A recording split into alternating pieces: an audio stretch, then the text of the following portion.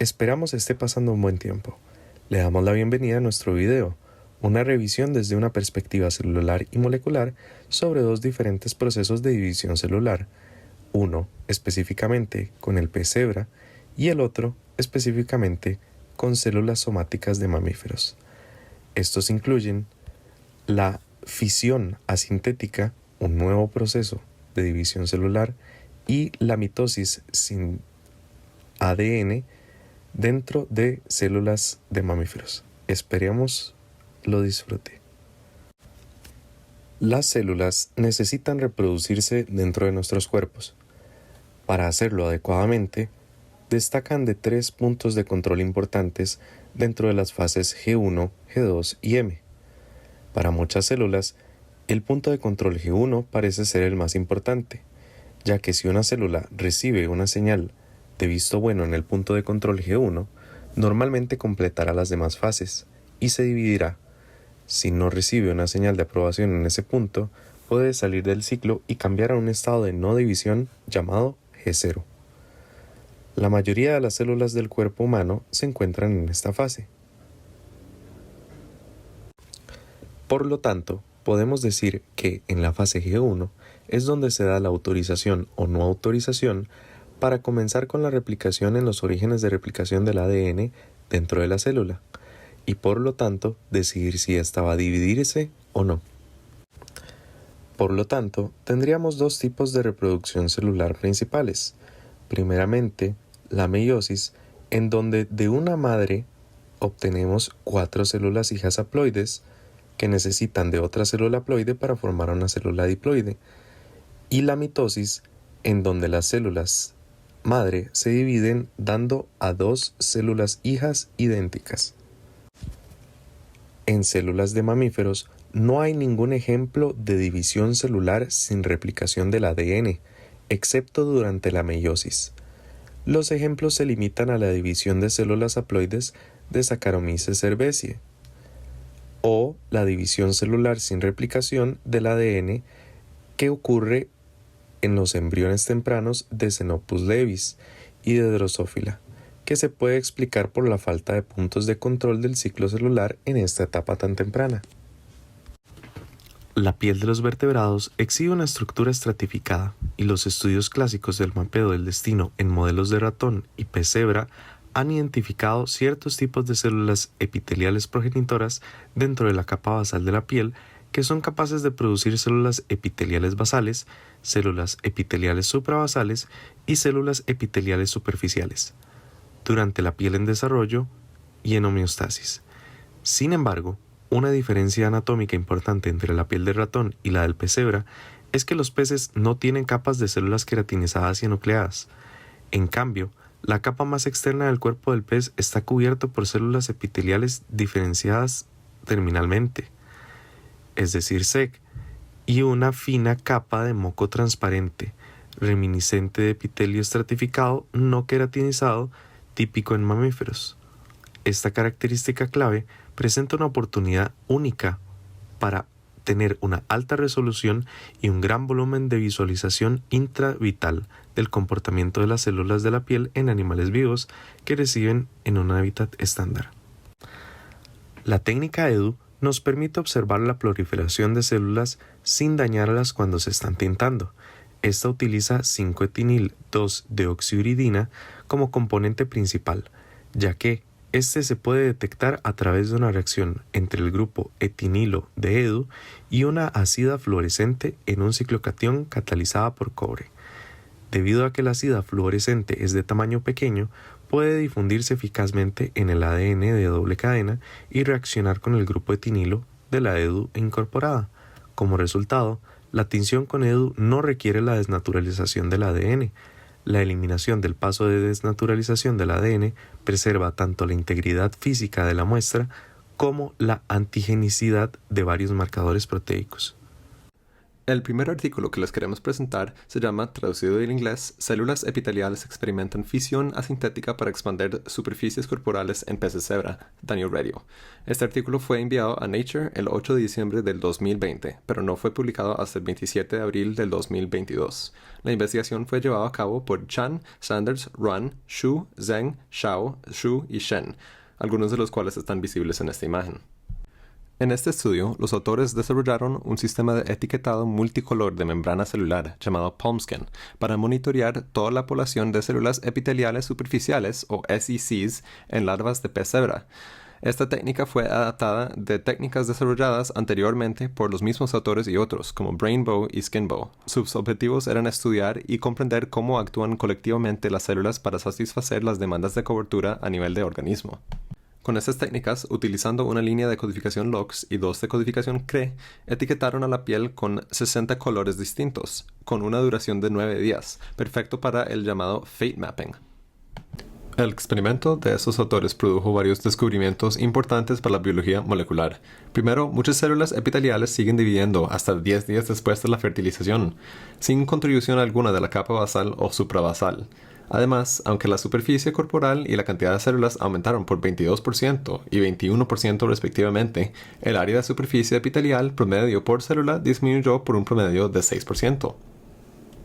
El 100% de las 396 células epiteliales marcadas en 4 individuos se identificaron retrospectivamente de 10 a 8 días post-fertilización, por lo que todas son progenias de la capa superior. Curiosamente, algunas células volvieron a fusionar después de la división, a los pocos minutos de dividirse, convirtiéndose en células epiteliales únicas binucleadas. Quizás más significativamente, los autores descubrieron que las células superficiales pueden proliferar in vivo a través de un modo distinto de división celular, lo cual permite que una célula de la piel se cuadruplique en número, sin evidencia de replicación de ADN.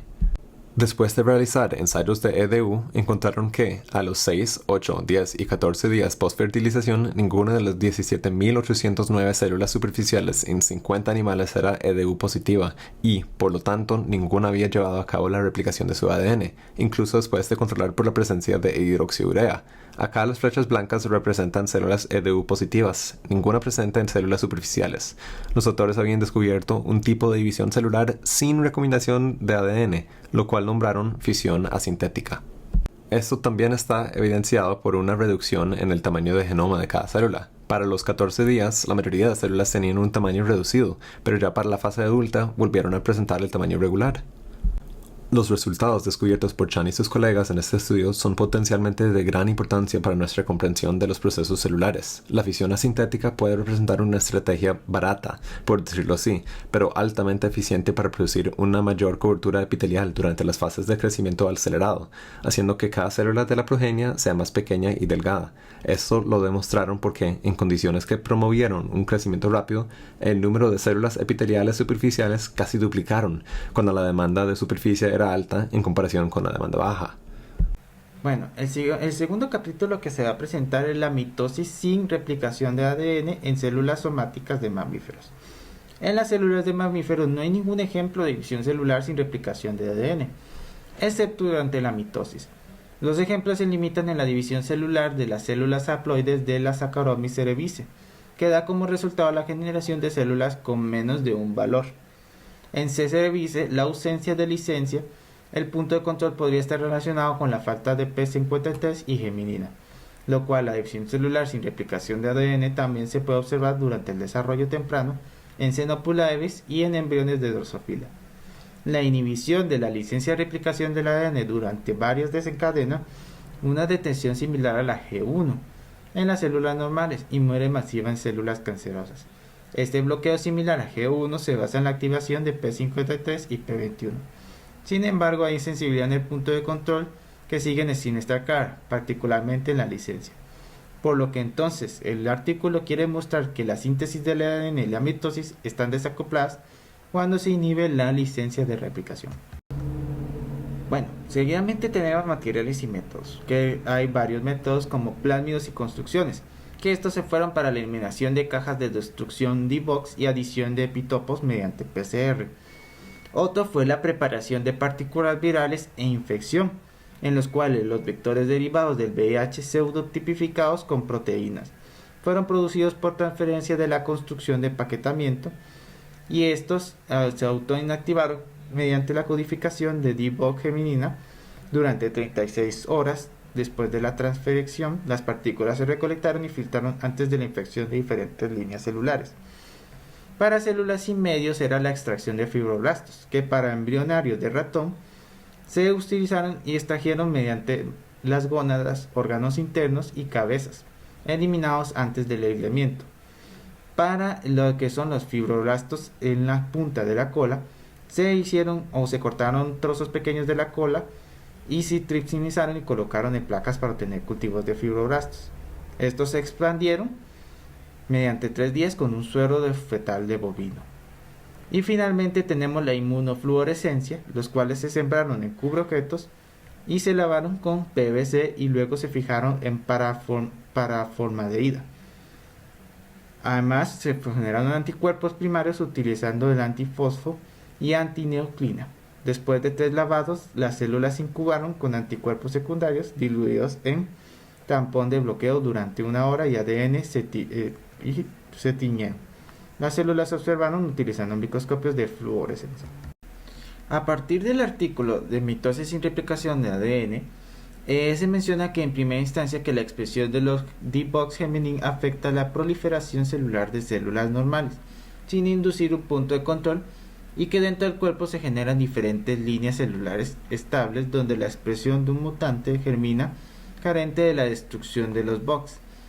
Para esto se establece la figura número 6, que es la expresión de la D-Box geminina que bloquea la licencia de replicación de ADN, en el cual en el gráfico A se ve una continuación de la inducción de D-Box geminina que bloquea la licencia de replicación de ADN sin inducir a la fase intra-S o el daño de ADN.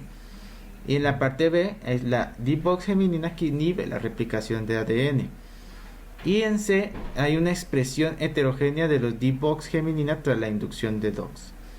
En la parte D hay perfiles de ciclo celular en las líneas celulares indicadas 48 horas después de la inducción.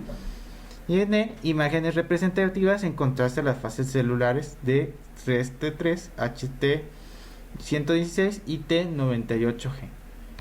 Luego hay un efecto a largo plazo de la expresión de D-Box geminina que difería en las células somáticas normales y las células cancerosas. Con ello se utiliza la figura 7, que es la inducción de D-Box geminina que bloquea la licencia de replicación de ADN sin inducir a la fase intra-S o daño de ADN en puntos de control en células somáticas. En el gráfico A, lo que se observa es la inducción de la D-Box geminin que inhibe la proliferación celular en células somáticas no transformadas y destruye las células cancerosas. En el gráfico B es que este mismo inhibe la replicación de ADN, en el cual se muestra un esquema de inducción de los D-Box geminina en fibroblastos 3T3.